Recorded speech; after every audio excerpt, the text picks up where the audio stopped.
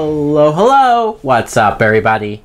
My name is Mike Brown, aka ReviewKingMB, and I swore I wouldn't do it, but for some reason I decided to watch Season 2 of Iron Fist. Iron Fist is a 2018 Marvel Netflix show. Season 1 was so bad, so unbearable, damn near unwatchable. In my opinion. I barely got through it, and I just said never again. I'm not going to watch another show with this character. Just no. And he was more tolerable in The Defenders, and I liked him even more in that one episode of Luke Cage in Season 2. So I said, alright, I know they changed the showrunner, they revamped some stuff, so I jumped into it. And it did take me a while to finish it because it came out the same day as Spider-Man, that video game.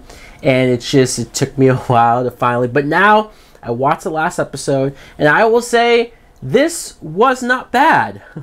Shockingly, it was not terrible.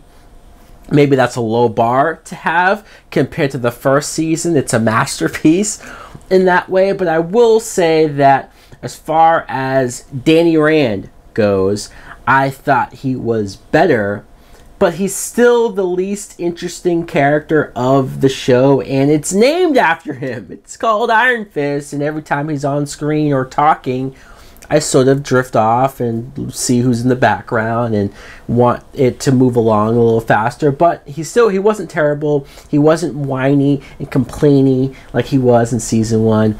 I don't know. I maybe it's hard to rate this character. I find it to be a huge missed opportunity that they keep talking about him in Kunlun and him training. And yeah, we got some flashbacks of him living there and him training with Davos and them almost being brought up like brothers, and all of that was fine, but we keep talking about how he fought and defeated a dragon, and we never see it. It's like, that's the most badass thing that you could tell me about this guy, but you never ever show me. And I know that's a big thing to do, especially for a Netflix show. The budget to make a dragon look believable must be hard, but they could be creative. They could do it in a stylized way to where it looks epic, or just even a frame, one frame of what that battle could have looked like.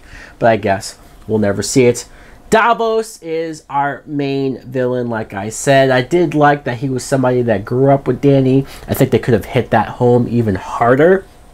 He feels betrayed by Danny because Danny defeated him in a almost exhibition match, and so he was the one who was able to graduate to get the fist, the power. So Davos feels betrayed, or he really deserved it, and I get that as motivation. I do like how there's more emphasis put on this fist and what it can do, what it's capable of, and even the idea that you're able to steal the power of the fist from somebody was very surprising. And the actor was good enough.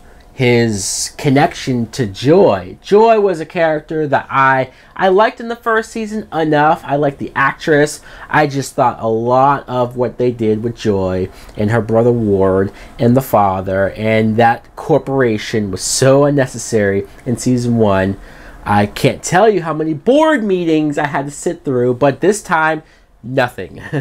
They listen. Trust me, they listen. No more board meetings, no more boring office stuff. No, it's Joy on her own path of almost feeling betrayed by Danny and her brother and just hating the world and going off and doing some questionable, devious things that even she too will look back and say, whoa, that was pretty heavy. Maybe I went too far. And so I like that journey for her, that dark side turn, but I also liked Ward, and I can't believe I'm saying that because Season 1 I was so disinterested by him. He only wasn't the least interesting character because Danny was there. Ward was just, I couldn't care less about the guy.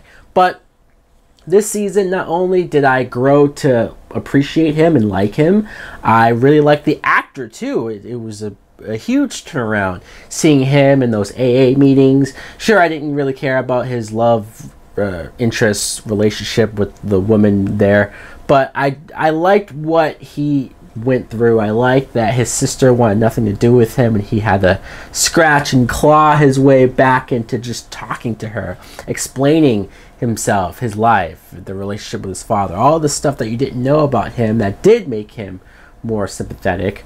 And Colleen Wing, I have to talk about her because she's the MVP of this show. This actress is great. The character is great. They gave her her own side plot to do on her own, looking at these artifacts and then also dealing with the gangs of the street and trying to save them and stop them from joining the wrong people. I liked everything about what she went through.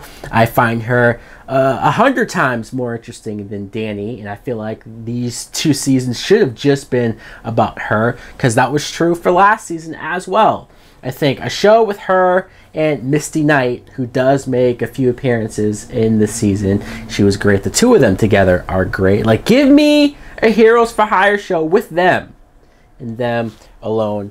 Also, Alice Eve, I will have to say, was great. She the most fascinating character, where she has split personalities. I don't know how much I want to get into that and talk about it, but she, just acting wise, she pulled it off. She has the chops. It's something to where I never thought much of Alice Eve. A pretty face, sure, and I didn't think she was a bad actress ever, really, but she never came into my head as far as one of the great actresses out there. But this show, she proved so that she does have dimension. She can go dark places, and she had some great fighting scenes. She just showed me a lot, and I would love to see more of her character if they do a 3rd season. So guys, I'm not saying the season was great. I'm not saying it was amazing or anything like that. It's just, it was a huge improvement from season 1. It was a lot more watchable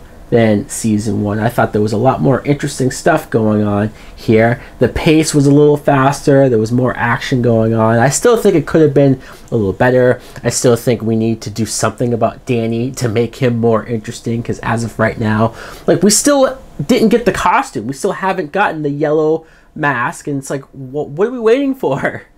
At least Daredevil gave it to us in the 1st season. And speaking of Daredevil, that's coming very quick. Just in a few weeks, we're already getting another season of Daredevil. I so can't wait for that. We are so spoiled now.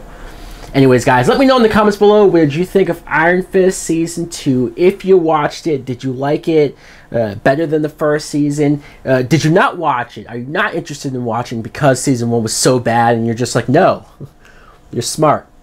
Anyways, guys, like, comment, subscribe. Later.